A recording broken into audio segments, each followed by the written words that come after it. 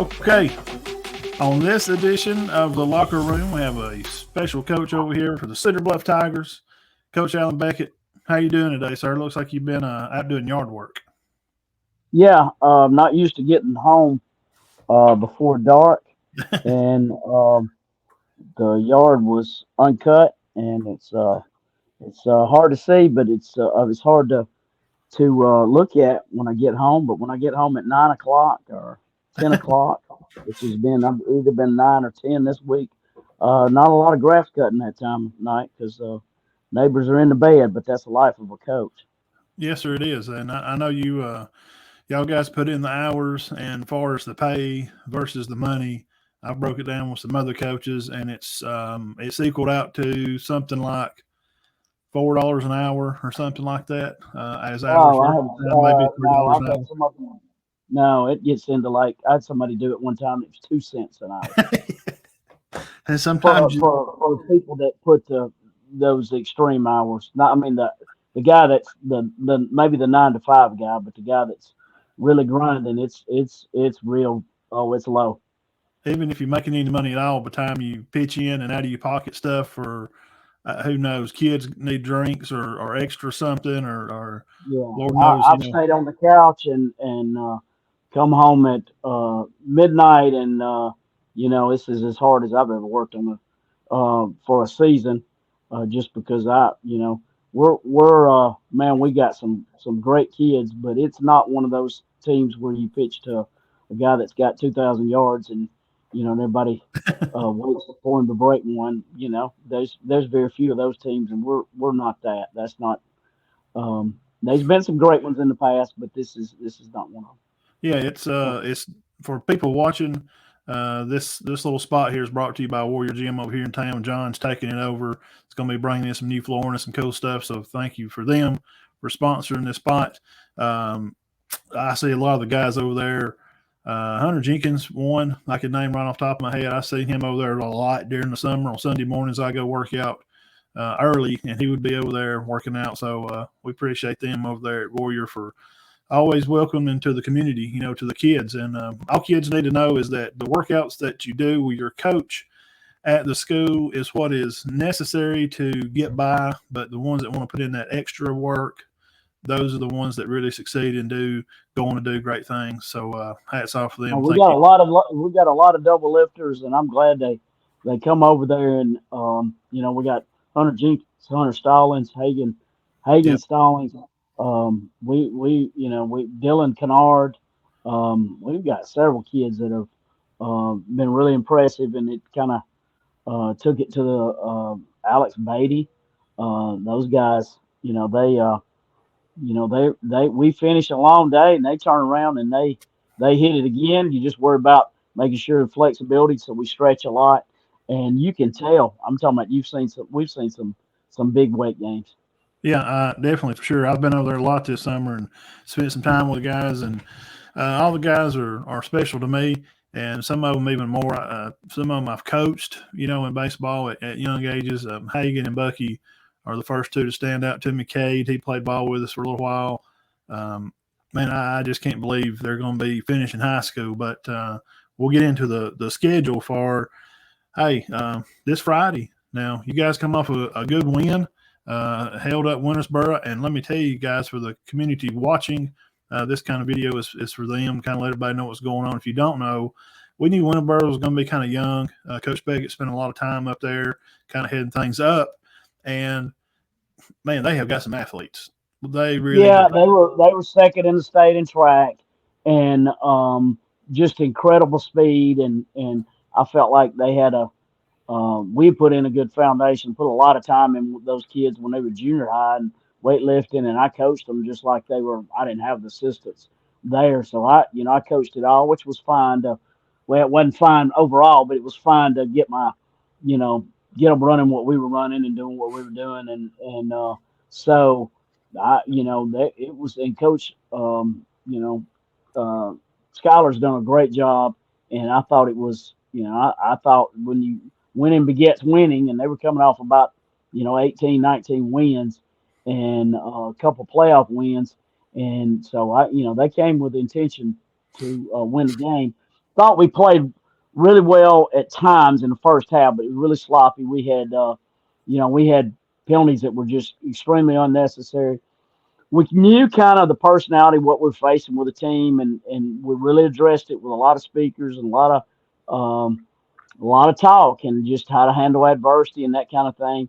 It still reared its head, and our goal is, we did a little exercise. By little, we did a lot of running, a lot of running for it, and you just you turn around and you just address it, and you don't, as a coach, that's your challenge is to every the best teams have some kind of they have their bright spots and they have their issues and they have their things that you want to get better on the daily. And just penalties was one of them. Really sloppy on. We had a lot of quarterbacks that never didn't have varsity time, and so we did some things that we hadn't done all summer in fall camp, and that's somewhat normal. So you just kind of keep on keeping on, and you hope you make that big jump from week 1 to week 2, and and so we'll see. Um, and we went in, watched a lot of film, and put in a lot of time, and let's hope because those lights are bright. Man, they're heavy on you on Friday night, especially those with a lot of newbies that had never been a part of a Friday night, and it's just a different thing. That's what makes it special, and that's why people stand on the fence and come back for years and years is because Friday night's special. Well, big crowds were is always going to be new to a new guy, a newbie that hadn't been a part of the varsity, and some of them did some really good things. So we have some things to build on. I thought I thought our line as we progressed and we kind of changed our pass protection there at a time during that we gave our quarterbacks all day. That's credit to Carter Dillingham and Dylan Kennard and Jacob Chambers and Hagan Stallings and I thought and Joey Flint, Jacob Yeah. Flint, he hadn't that was his first start. He wasn't with our varsity last year, and so great job. Hats off to those guys. There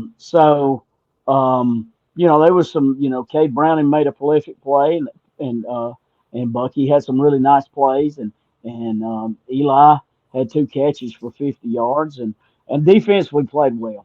Put on the field. Bucky's thumb got totally just it dislocated and it just bended back, and the cat just when we finally got it popped in, got him back in right there late in the game, and Jacob hand deeply bruised his left hand, and then his ankle was, I mean, it was triple normal size, and that's kind of 1A. You kind of Iron Man. Yeah. Sometimes there's not a 2 or a 3, Yep. and of course Jacob wouldn't have it any other way. And Yep. that's kind of the things behind the scenes people don't realize. Well, it wasn't his best day snapping. That man, it was unbelievable for him to finish that game. He was like, I'm not getting my hand X-rayed because I really think it's broke. And that's a warrior, man. That's just warrior mentality. And to tough through it. And our defense, just kudos to them when we were put in that kind of adversity to get stop after stop after stop and hold on in the second half. And we got a couple of tough calls down the stretch. It is what it is. But we didn't. They didn't stop, and you want to point out in the playoffs, our last playoff game, we don't get it in from the 1 yard line, and we lose. And then in the jamboree, we don't get it in from the 1 yard line. We fumble in both situations. Well, this time defense is at the 1 yard line, game on the line, and we got to stop. And that was big too. And that was something we had not only talked about, we'd worked, we'd put ourselves in that situation, and hope to be in that again, because the people we play, we're not going to sit there and blow out. So we're going to be in tight games. So you got to find a way to to win them. So, Yeah. and the game this week is a The game, biggie the game because moving ahead for the week. This area, I mean, back in the day, as well as anybody, you've been around this area forever. That Cedar Bluff Sandrock game was always up for area championship year after yeah. year from the '80s and '90s. So you So guys are going to be y'all are going to be at home again this week to play Sandrock, and then of course y'all be on the road the next 2 weeks for Woodville and Gilsel. But now getting ready Yeah, for the Shamrock had Wildcats. The Wildcats played a bad. 5 home games. They had a tough game over at Sandrock.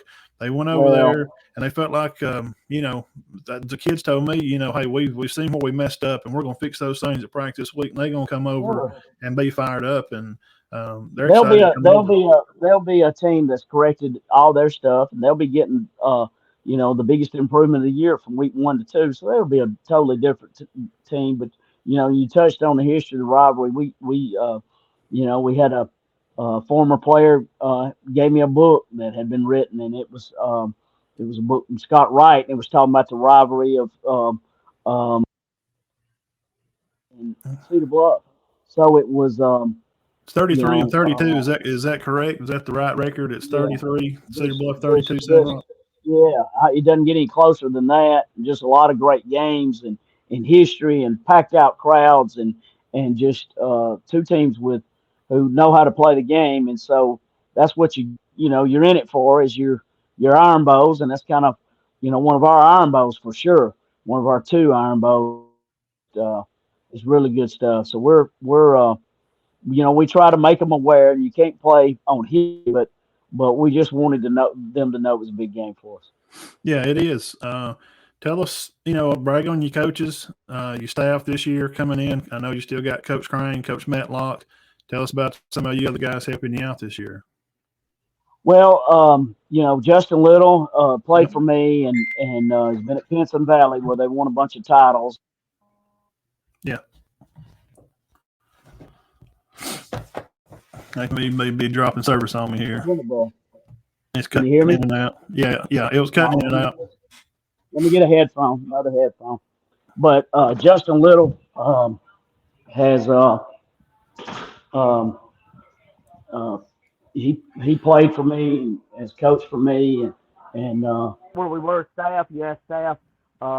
Justin Little, we added Coach Yancey retired from Georgia, and he's been Johnny on the spot. Worked with our sniffers and some defensive line guy, and his experience has been really good. Brian Barham, who was a lifelong military guy, who's also coached a lot of high school ball. Great disposition. He works with the transportation department, the school transportation department, and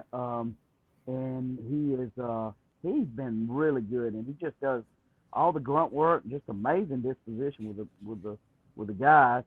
Coach Medlock, 41st year, coming from Florida, and just he's in on, and he even put off a surgery at the end of the year. He just loves football, just loves it, loves being around kids. He's just gregarious personality and great knowledge, and he's every part of our game. He's took over the track, and man, he's done a good job with the track, and the kids, tell me, man, we love Coach Matlock. He's done a great job with the track. The kids, enjoy. We'll have a chance next year. Our track, we were top 10, but everything's back. Everybody's healthy. I really think our track's got a chance to win one. So got a lot of guys. We got more staff.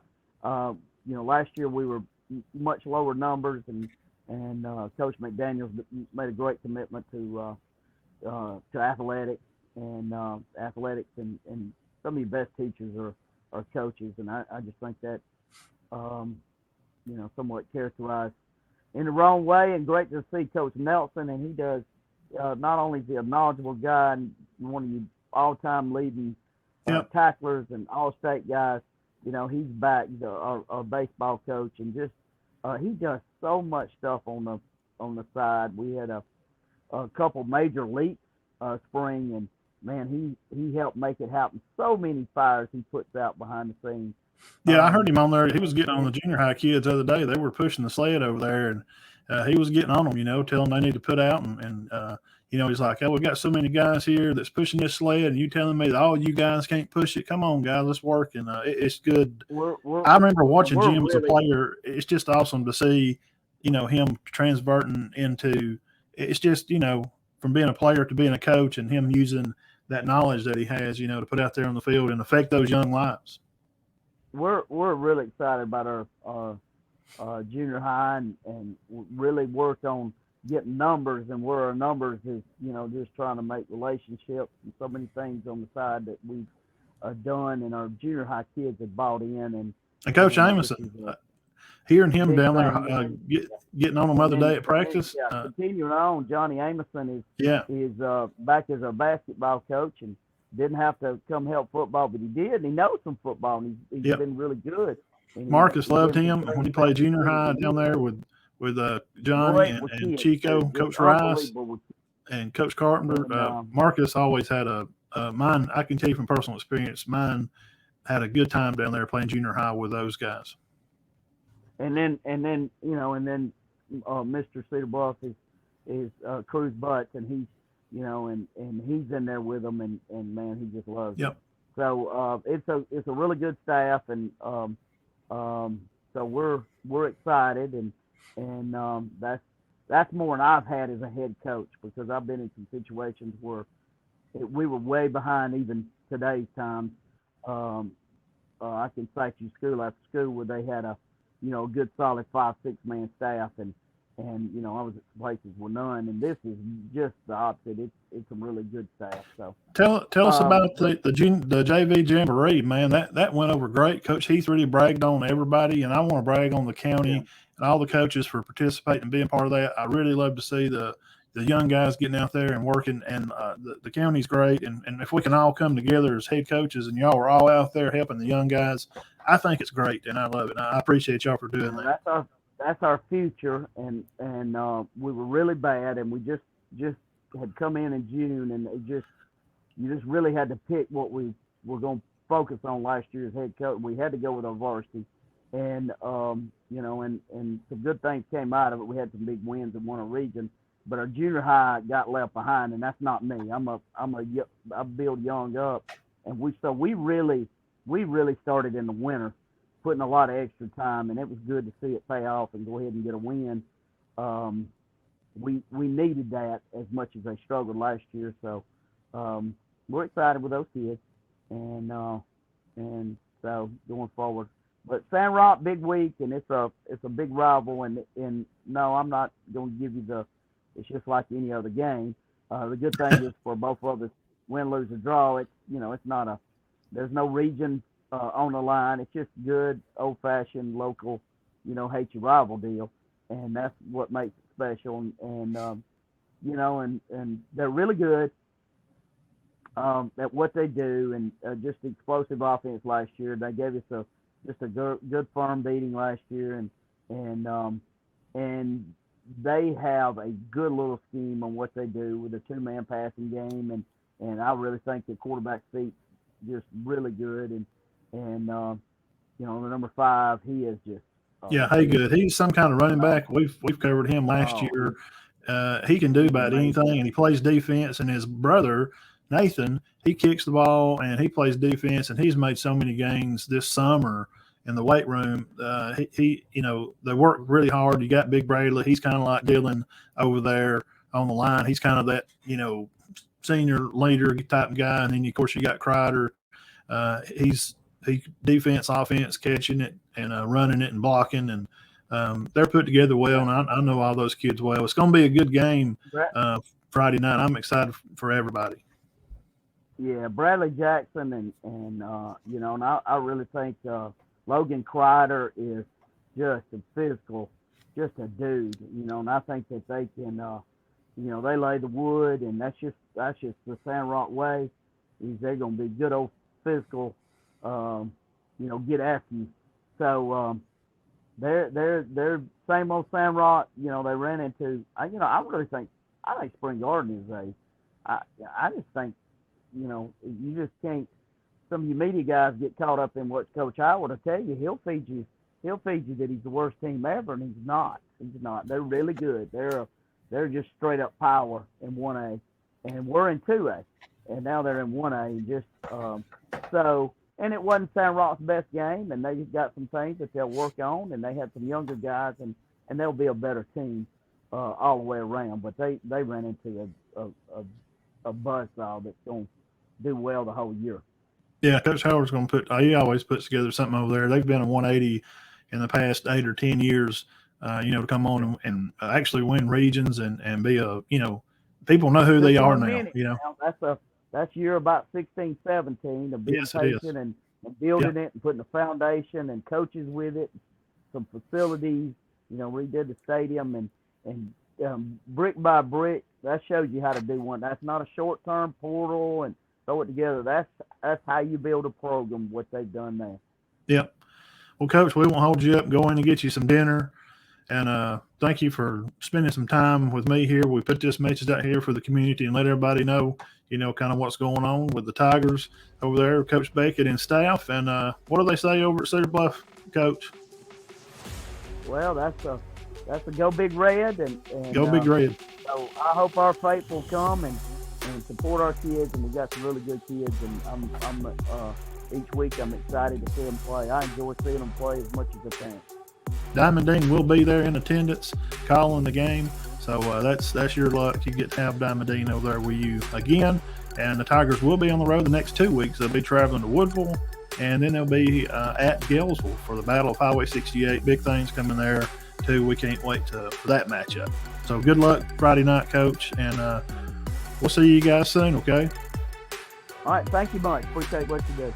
Yes, sir. Thank you, Coach.